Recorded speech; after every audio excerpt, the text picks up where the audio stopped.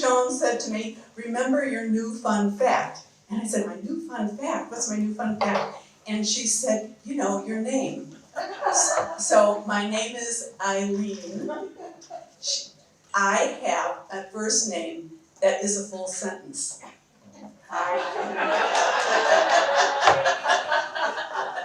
That's from Sister Joan, so.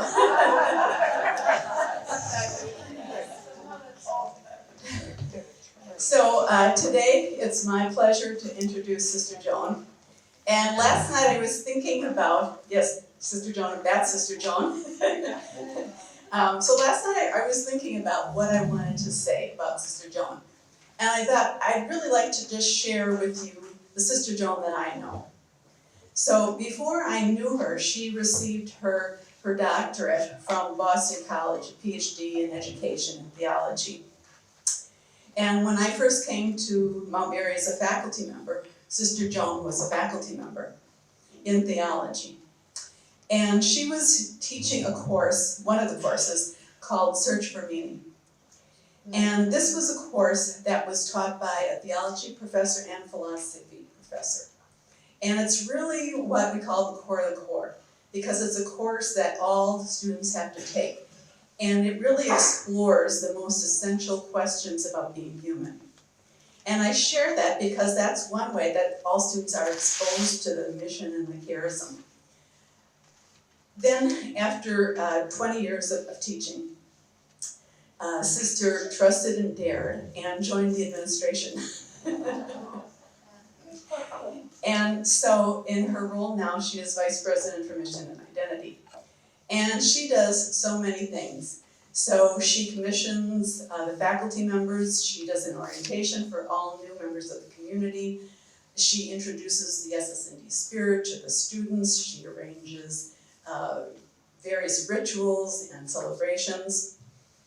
And while she does all these things, which richly bring the charism, the mission to the community, it's really about who she is. And she just oozes charism. So, Sister Joan.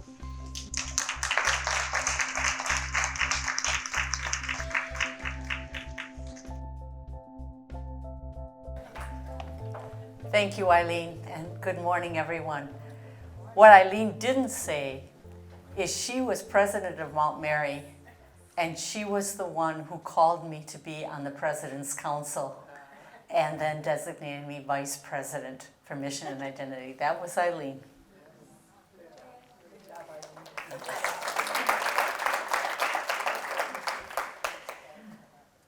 And I am very, very honored and happy to be with you this morning. You've heard a lot already, quotes from You Are Sent, and I'm going to begin with another one because we talk about our ministry of education. Our mission is unity. And the paragraph in You Are Sent, paragraph 4, says it like this: our mission is to proclaim the good news as school sisters of Notre Dame, directing our entire lives toward that oneness for which Jesus Christ was sent. As he was sent to show the Father's love to the world, we are sent to make Christ visible by our very being, by sharing our love, faith, and hope. That's the essence. That's why all of us do what we do, essentially. In 1847, something happened that has profoundly affected the School Sisters of Notre Dame and everyone in this room. Because you know, in that year, Mother Teresa of Jesus Gerhardinger set out for America with 4 sisters and a novice. And I know a lot of you know this history so well. You've been introduced over and over again to Mother Teresa and Mother Caroline. And for some of you, it's pretty new. So please forgive me for the parts that you know, you could teach it, you could talk it. But I'm hoping that in this presentation there is some nugget that will be new for you. Those sisters who came over with Mother Teresa were so young. You know, Caroline's birthday wasn't until August, so she was 22 on that ship. Picture of the very vessel that brought them over. Their struggles to be true to their spirit and mission are now part of the spiritual DNA of all SSND sponsored works. The sisters who accompanied Mother Teresa volunteered for this assignment. She had so many who raised their hands over in Bavaria that she had to decide who she was going to take with her. And among them was this very articulate and talented young Sister Caroline.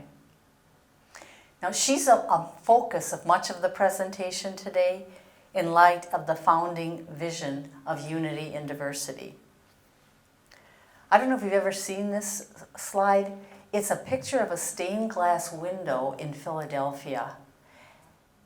On Friday, July 30th, 1847, the sisters set foot for the first time in America, in New York, after a voyage which Teresa thought she would not survive. She was 50 years old already, traveling with these young sisters. She didn't travel well.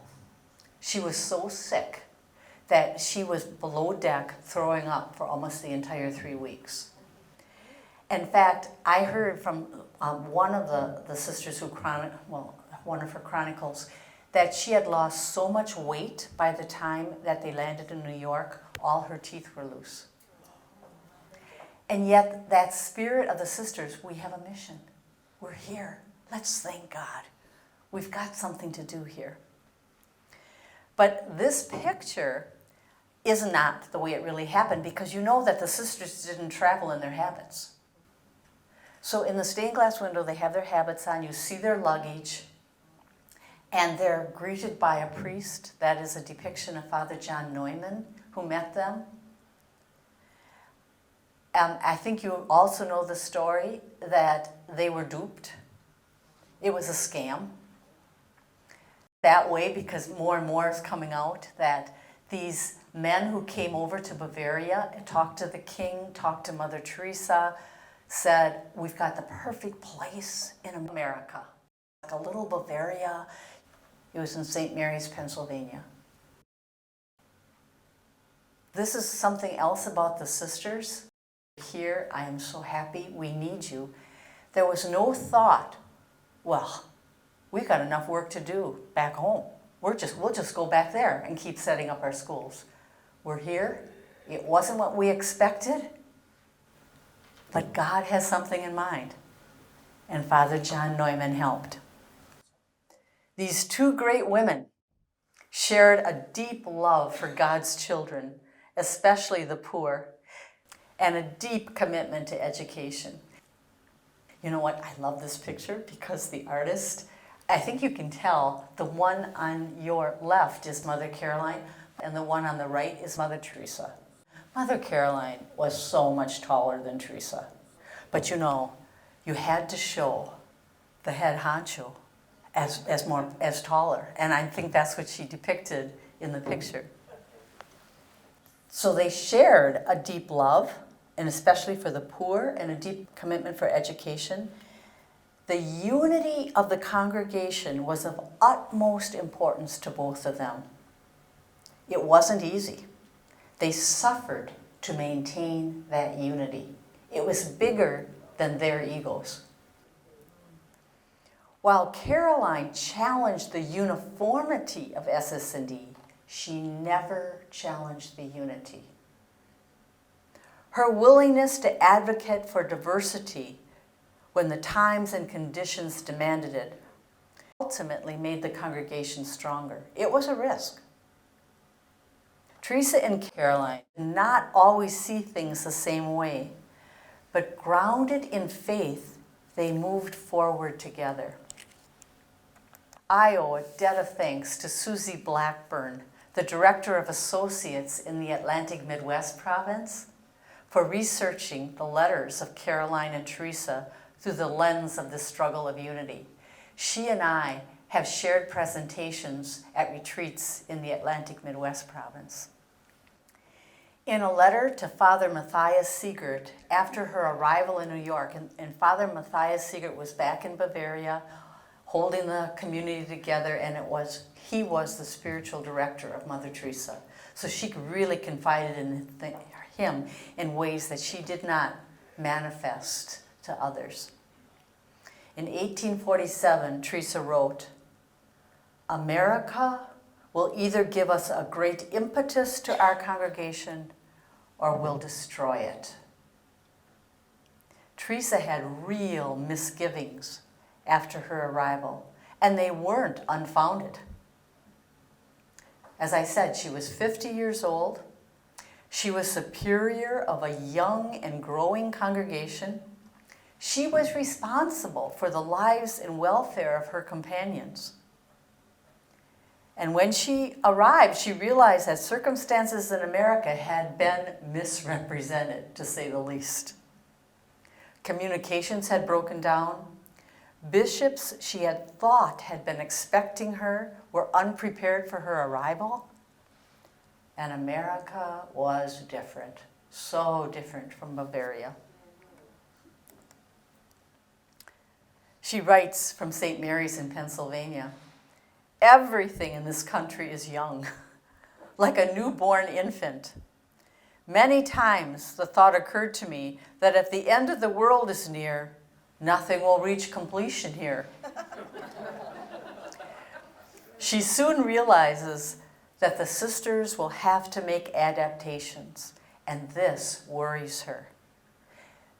You know, our Constitution hadn't been approved yet. And so Mother Teresa was trying to advocate for that in Rome and be consistent. Making adaptations at this point, very dangerous. She soon realizes that the worry, is going to have to be encountered. She says, "Much consideration must be given to the dispensation from Holy Rule, which will become necessary for America. We are concerned about this and are very anxious about it. It requires much prayer." That's Teresa in her heart. Caroline, was 22, going on 23, and Teresa's perspectives of America are quite different. So what worried Teresa seemed to evoke Caroline's creative juices. "Oh, look at this. Oh, isn't that great?" Like, for example, I tell it, maybe some of you know this, when they came eventually to Milwaukee, the setup for schools and convents was very different from Bavaria. And they were not connected. So Caroline had her sisters walk a couple blocks down the street to the nearest school, Old St. Mary's, Eileen's parish, where there was a school there. And they got hit with bricks and mud because there was a group in Milwaukee called the Know-Nothings that hated Catholics.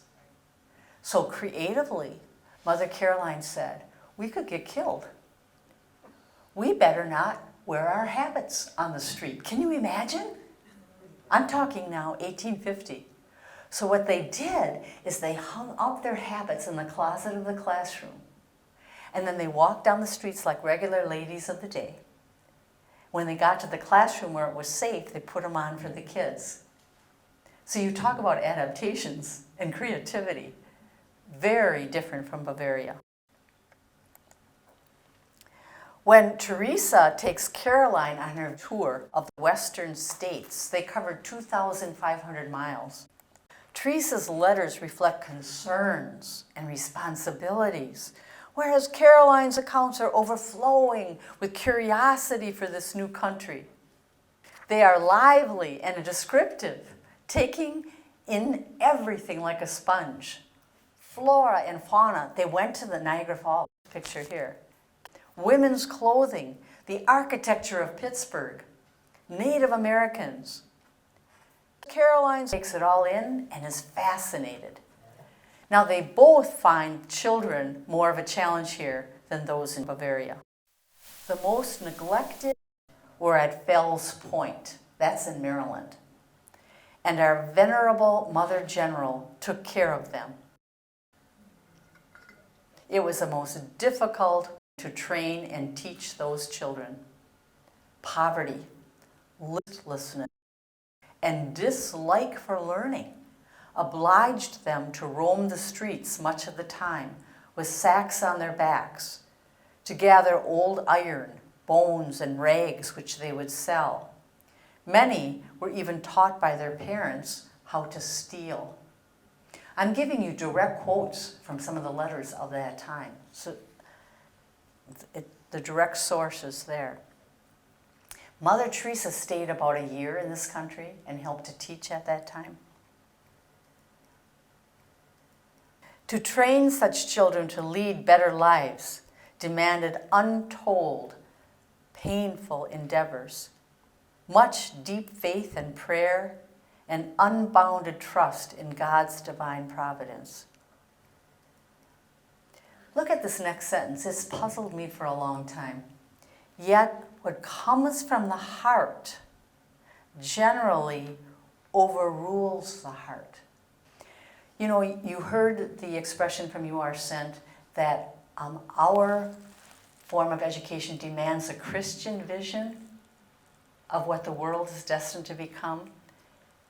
We Christians and Catholic Christians are so optimistic that there is something in the depths of every single heart that calls us in the image and likeness of God. And that's the deepest part of our heart. It's there. And so what the educator is challenged to do is to find access to that part of the heart. So that part, I think, is what generally overrules the heart. The things that the person thinks he or she wants, the other more superficial desires. Yet what comes from the heart generally overrules the heart. I just invite you to think about that. You'll receive some quotes and questions afterwards to ponder. Soon, the dispositions of the girls became more docile. Boy, Caroline and her sisters had that gift to find that place. Open and sincere and even affectionate. Teresa writes, "We must try to attract these children with love and gentle firmness."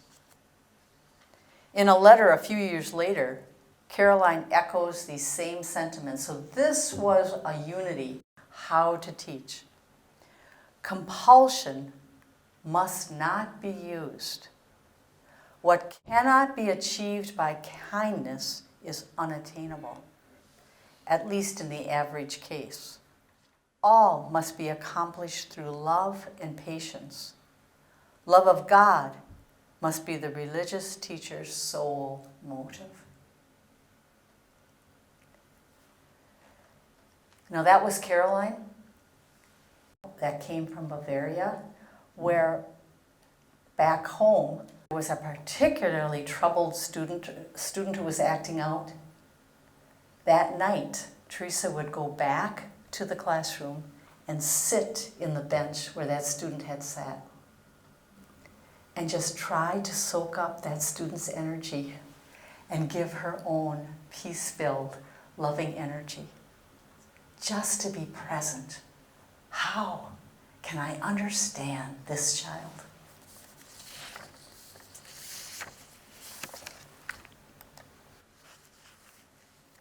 In a relatively short time, Teresa senses that she may not be a good fit for America.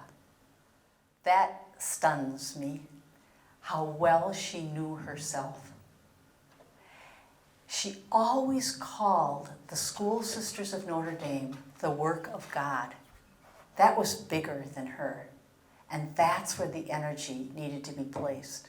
What is the work of God that I am called to do in this ministry?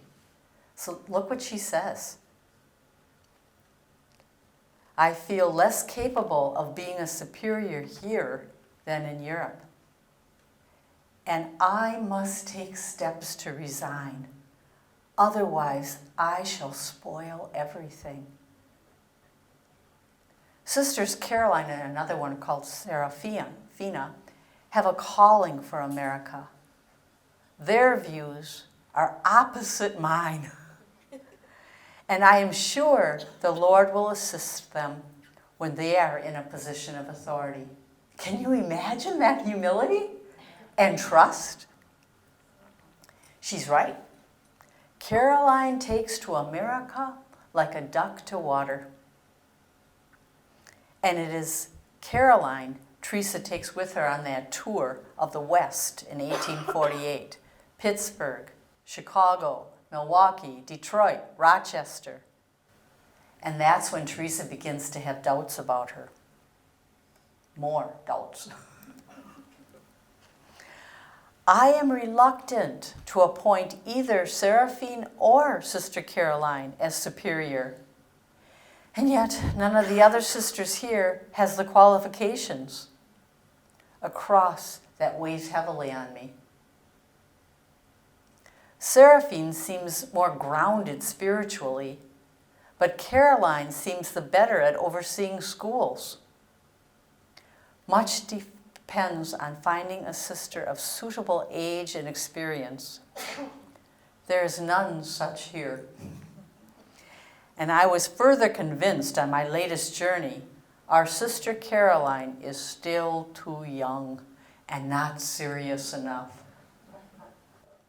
She will hardly remain steadfast without the special protection of God's grace. In all our travels, I aimed at encouraging humility and a holy seriousness. May God help us. I mean, it's just stunning to think of her worry, and yet she says, I can probably do nothing but entrust her to the school. So she split the role and, gave Caroline responsibility for all the schools that would be created, and Sister Seraphine in charge of all the sisters who would be coming to join the congregation.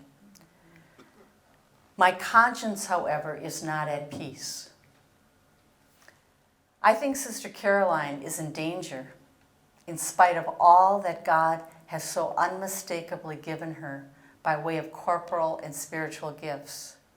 She will, without doubt, become a good superior general if, in the course of time, she grows in humility, holy seriousness, the love of God, and the spirit of the order.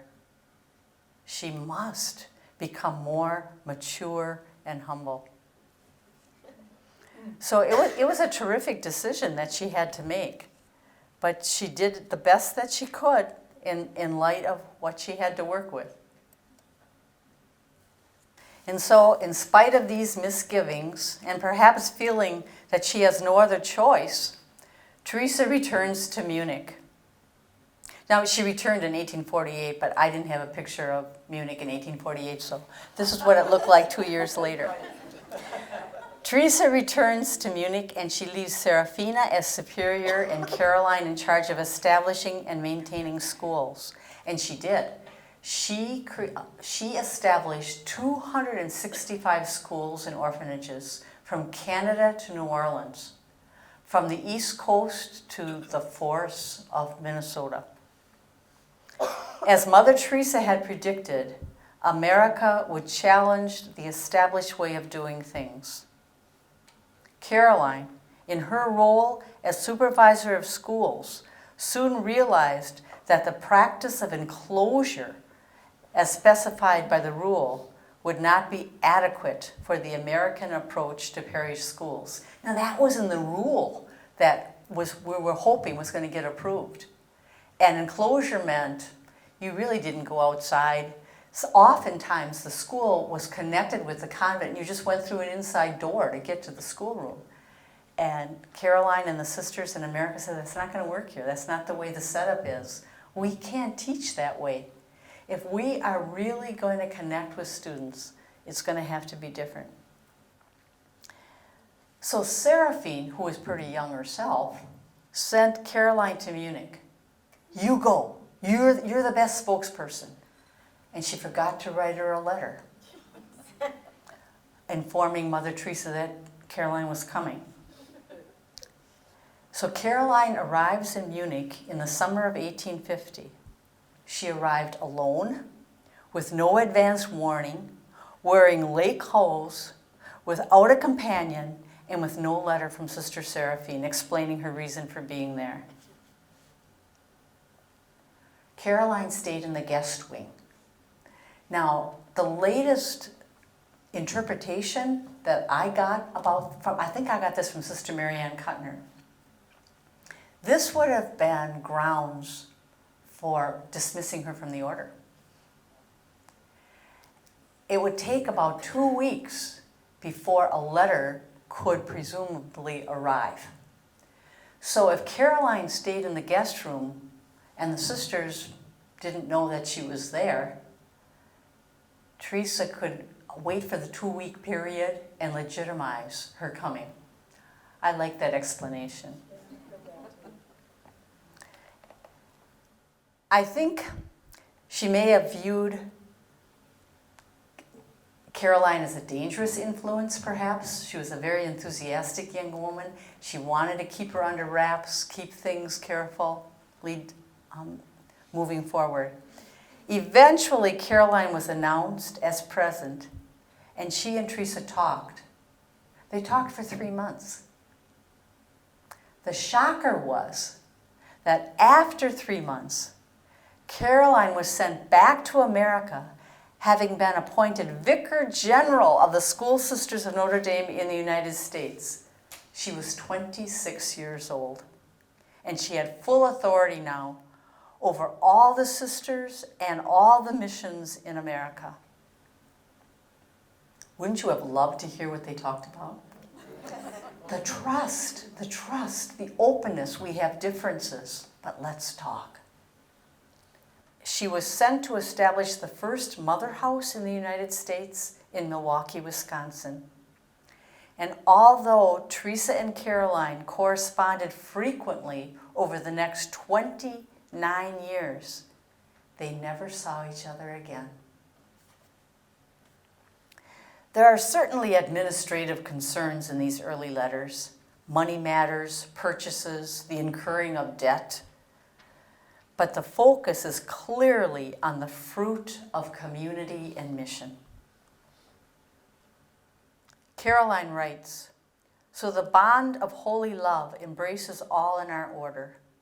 All are united in the love of God and are ready to sacrifice themselves for this goal, the souls of children. If a sister is sent to this or that mission, she feels at home, for she is received everywhere by loving companions." And I'm looking at Sister Dusty now, who has traveled the world from being on our General Council, and I would dare say, you could say that's true to this day. To go to any place in the world where there are School Sisters of Notre Dame and feel at home. There's an energy, there is a bond. I would like to tell this story that Sister Julie Brandt told me several years ago when she went to Bavaria to visit her good friend, Sister Adelgarda. Julie was dressed the way we're dressed today, but Adelgarda had a veil on in black and white. And so when she introduced her students to Julie as, "This is my sister." And some of the students said, "How can she be your sister? You don't even look alike."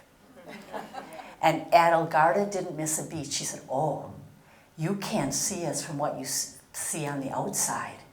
It's what's inside that makes us sisters." That is that bond of unity of the School Sister of Notre Dame. If a sister is sent to this or that mission, she feels at home, because everywhere she's received with loving companions. Everywhere she has the sense of belonging, finds the same dispositions, the same lifestyle, unity, a joy to the sisters. The children are at the heart of Caroline's mission, even when they're difficult, maybe especially when they're difficult. Her heart goes out to them. She describes at length the challenges the sisters faced when they took over a school in New York, but ends up by saying, "Gladly would I have been a co-worker forever at this mission, but I had to leave New York. It was difficult to tear myself from the midst of the children. The desire to be with the children all day was awakened anew, since my heart feels so happy among children, even if they're neglected and poor or demoralized. I still hope that God will give me a large group of children." When she wrote those words, the total number of the school children was 3,000. How beautiful it will be in heaven when all will be together with the teachers to praise God for eternity.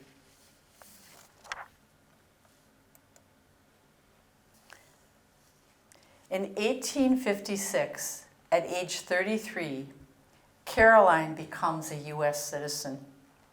She has embraced this country. She sees its contradictions, but the same year, she visits New Orleans. She sees great beauty, and she sees slaves. She realizes that the American exuberance for freedom, which manifests itself in all phases of life, is in many ways at odds with religious life.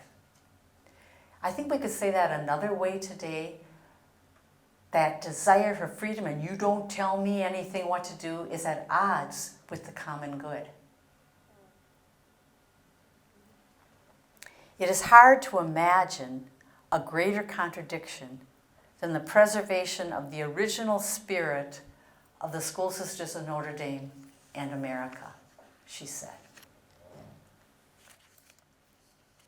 And so, in spite of these misgivings, and perhaps feeling that she has no other choice, Teresa returns to Munich. And as I say, and that is where she stays, and trusts Caroline to keep the order unified, whole. Teresa does write later on, "We have learned that the American bishops have written the Holy Father asking for more rights and privileges for Sister Caroline Fries. She has been warned by the Sacred Congregation that a so-called vicariate across the ocean would destroy the unity of the Institute and place America in danger of a schism." So there was a lot of pressure put on Caroline by the bishops over here. Why waste your time? This is such a different country. You know what needs to be done here. Let us help you. We now hear that the bishops are energetically attempting to hasten the separation which the Bishop of Milwaukee has desired for a long time, so that he may have a free hand in our affairs. He asks for a provincial superior with wide powers because he knows that he can then obtain all he wishes under the slogan of progress, you know, those Americans. As they say, in America, we cannot do otherwise. If Mary Caroline Fries permits herself so many irregularities now, what will she do in the future if she becomes a provincial superior with the power and authority of a general superior? The rule will be changed to her taste. We wish only to regulate the unbridled freedom of the American people according to Christian maxims. How long can our order survive in America in this fashion? Besides, what will it profit us if we gain all of America and in doing so perish ourselves. And you know, Caroline responds to this misgiving with humility and loyalty. She says, "The house in Milwaukee remains in closest union with its branch houses and is submissive to the mother house in Munich. We have and recognize only one mother, Teresa of Jesus Gerhardinger, who in God's design brought us to this country and continues to care for us with motherly solicitude. Despite these differences, this is a time of tremendous growth for the order in America. And Caroline, in her early 30s, continues to move at a whirlwind pace. Huge issues continually challenge her. The death of young sisters from fires and disease and poor health, sometimes brought on by the poverty of their living conditions. There are scores of neglected children left on the streets. The Civil War breaks out, and we have missions in the South as well as the North. There are fires, explosions, and floods. And yet Caroline takes time to write homey letters that, in their own way, reflect the unity that is called for in the midst of diversity. How do you hang on to what is essential, even as so much is swirling around you?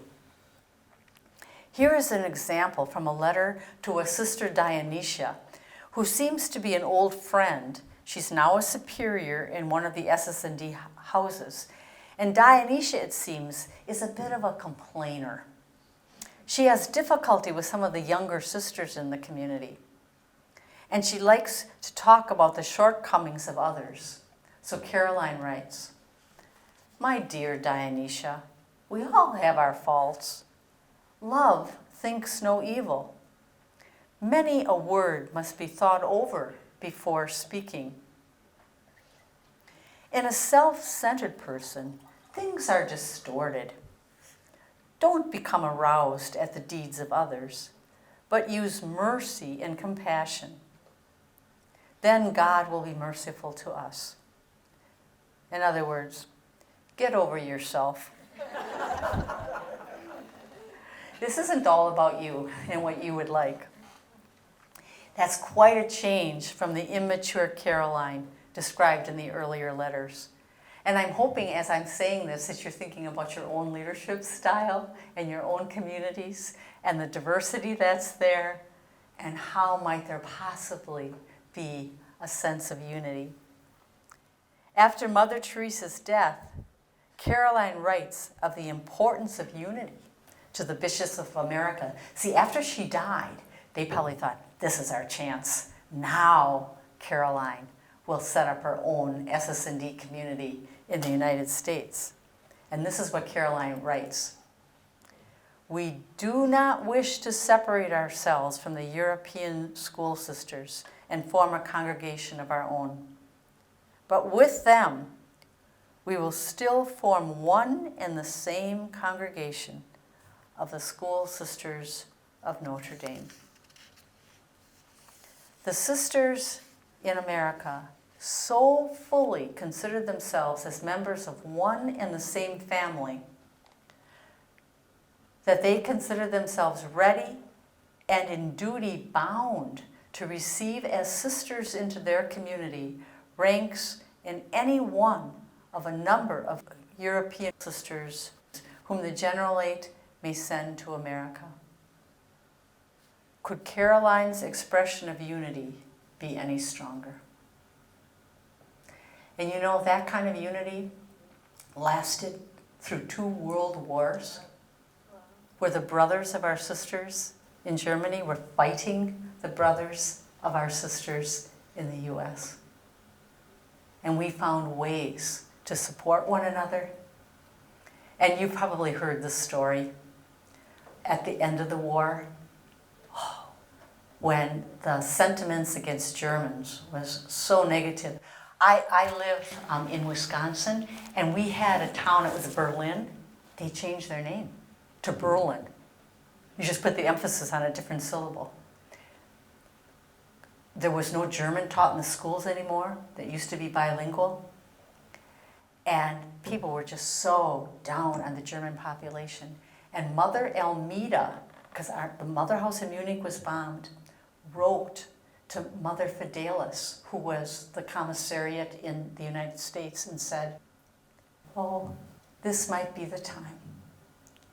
Maybe it would be better to just separate from us and establish the School Sisters of Notre Dame in North America. And immediately,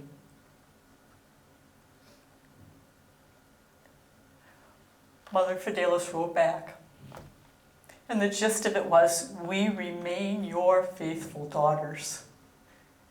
Even if the whole world is against you, we are with you. That's the kind of unity, international community, that we stand for. Eventually, Caroline is named this Commissariat General for North America in 1880. Mother Teresa died in 1879. In 1883, on the 50th anniversary of the Order's founding, Caroline writes to the sisters in North America, we sisters in America will piously celebrate this first Jubilee year in loving union with our dear sisters in Europe, with whom we have in common the same bond of piety towards our venerable founders, the same holy rule, it was approved by now, the same sublime vocation, the same superior authority in both hemispheres for our great religious family that has received such abundant blessings from heaven. In 1885, 35 years after her last visit to Munich, Caroline, who's now 61 years old, travels to Munich for a general chapter. On board ship, in one warm and charming passage, she imagines the sisters at home, and she writes, 9 days have already passed, where I in my cabin indulge in dear solitude. In doing so, I am well and feel happy, having an opportunity to make up for my neglected prayers, recollect myself in God, and also the more intimately and oftener to think of you, in order to make known to everyone the fullness of my maternal love. I discovered thereby that though the distance from the convent, the mother house home, be ever so great, there is no real separation. On the contrary, there is a very intimate nearness and union of the mind. Now I meet this, now another sister, and then I try to recollect which one my mind's eye has not yet seen, because I must and will place all before my imagination, in order, as it were, to tell each one, continue to pray well. In fact, at one point, a friend offered her a prayer book, had bought a special prayer book for Mother Caroline, and she said, oh, no thank you. She said, to go through the list of all of my sisters, their beloved names, is prayer book enough for me? That was her prayer. She is treated well in Munich, but she longs for home, and home is now America. She says, we Americans, or us Americans, how I long for some news of my beloved Milwaukee, she writes. She died in July of 1892, still wanting the flag hoisted in spite of her illness. She has been Americanized. She realizes this in Munich. I love her comment about her brother Friedrich, who is now father spiritual to the order in Munich. Now, she hasn't seen him in 35 years, and she didn't recognize him when they met. And she says of him at one point, Brother Fritz has changed in every respect. He is more nun than I am.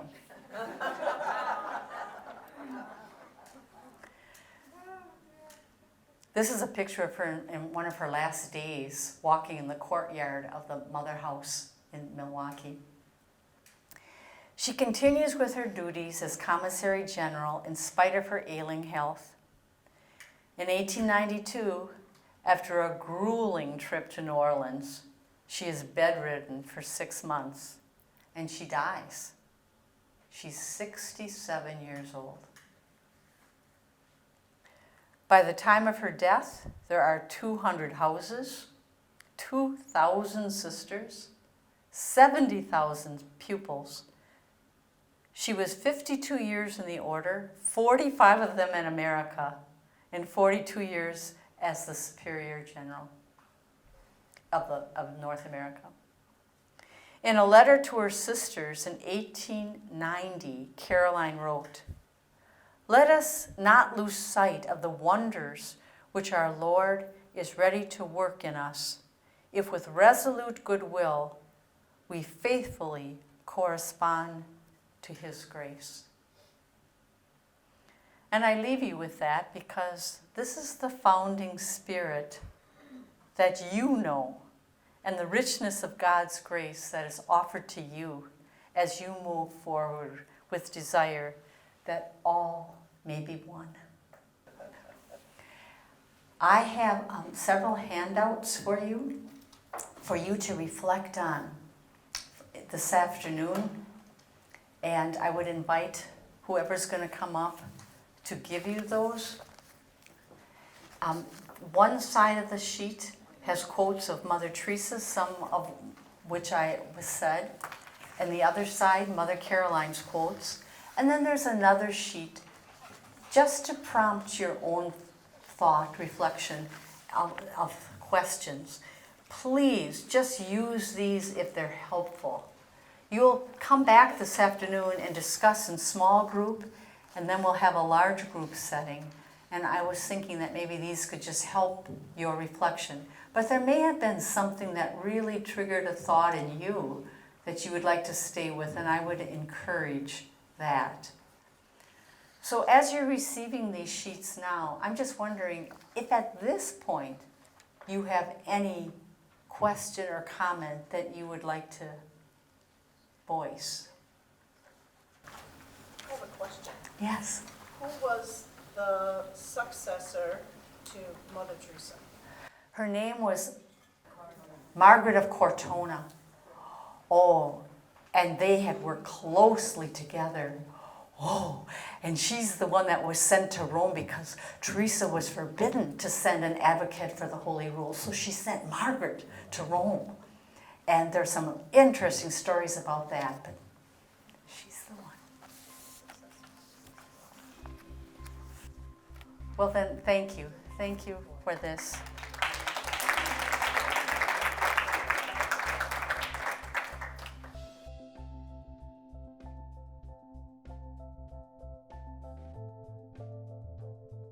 A long time symbol really in our community that we wanted to share with you. And that is the singing bowl. And I would invite you to think of this bowl as containing our deep story, each one of us. All of our charisms are in this bowl. Our deep gladness is in this bowl. It holds it all. This mallet symbolizes the great hungers in our world. And when our deep story, our gift, our gladness meets the deep hunger in our world, mission is born. That's what we're about. finding that intersecting space where we really resonate with all that's in us and call others to resonate in that space as well. In light of this symbol, I would like to call for up here to the table all of the Ministry Commission members and Joan Andert. To symbolize the power of the charism within each of you, I would like to present to each of you a singing bowl that you have reverenced and tended all these months and years, really, and are always looking for creative ways to have the mallet meet the deep story. So thank you. Thank you for that continuing work of love. And I would invite you to put that back into your plate, to your place, and then return up here.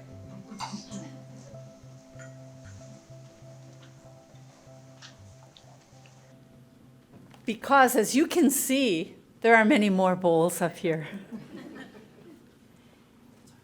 Each Ministry Commission member will now take a bowl and present it to one representative from each of our ministries. The deep story that we are all about.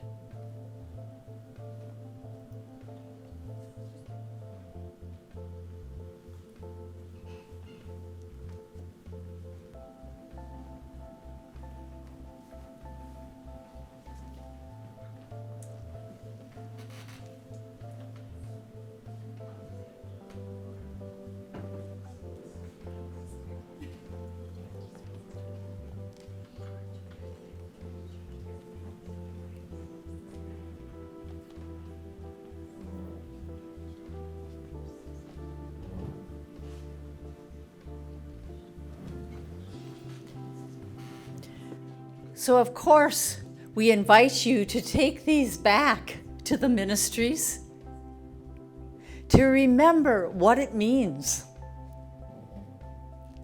Perhaps you could use it in some of your own reflections back home and pass on the resonance of the deep story that connects with the great needs. We have a prayer service that will also connect. And we have the papers here, so I would ask a couple people perhaps, so that we can reflect more deeply on the significance of the singing bowl and the work that we are about. And before we do that, as you're all still getting a sheet, you heard the resonance of the bowl. But there is another reason why this is called a singing bowl, which I think most of you, if not all, know. And that is that when the mallet continues to be connected to the bowl, to the deep story, the resonance grows.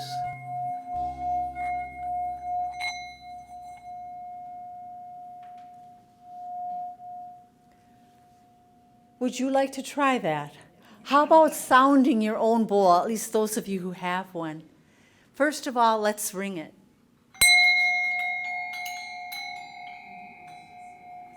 Isn't that amazing? Each one has a slightly different resonance.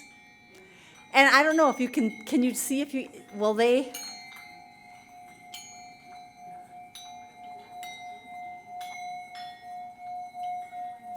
The secret is not to let a mallet detach from the bowl.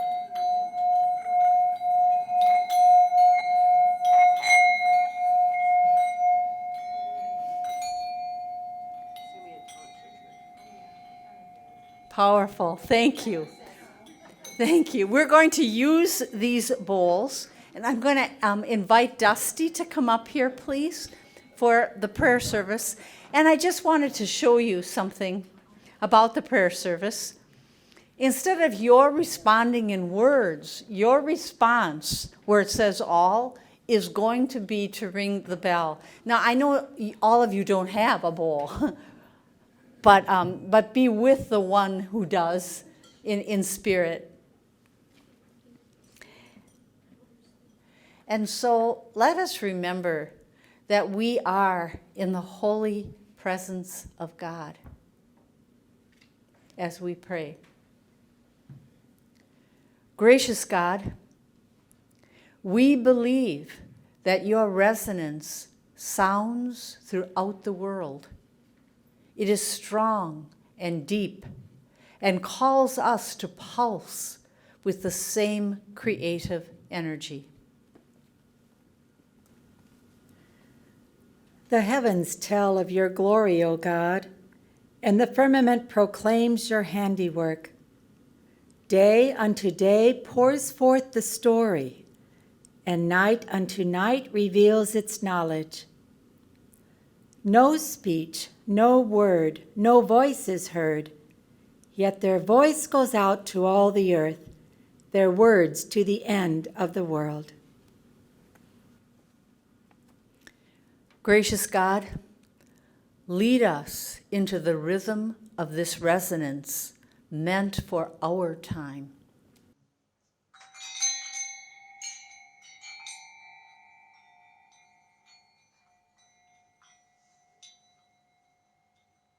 God of the ages, we are grateful that the throbbing energy of those who have gone before us has never left this earth.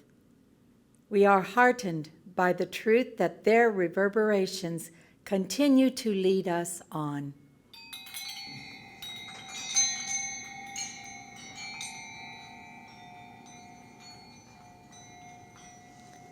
Faithful Divine One, we proclaim that once the vibration of the sacred bowl is tapped, it cannot be contained.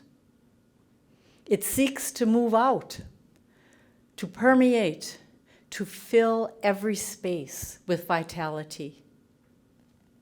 Imbue our sense of mission with your passion for wholeness.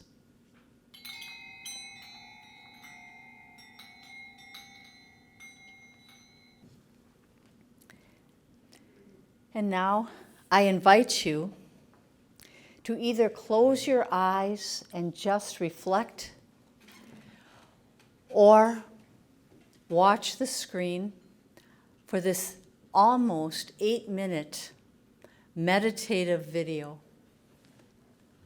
And it's called Tibetan Singing Bowl with Water. And as we talked about the resonance moving out, the aliveness, the sounding, I also want you to note what happens to the water, how the water, connected because of the mallet, enlivens everything that is within.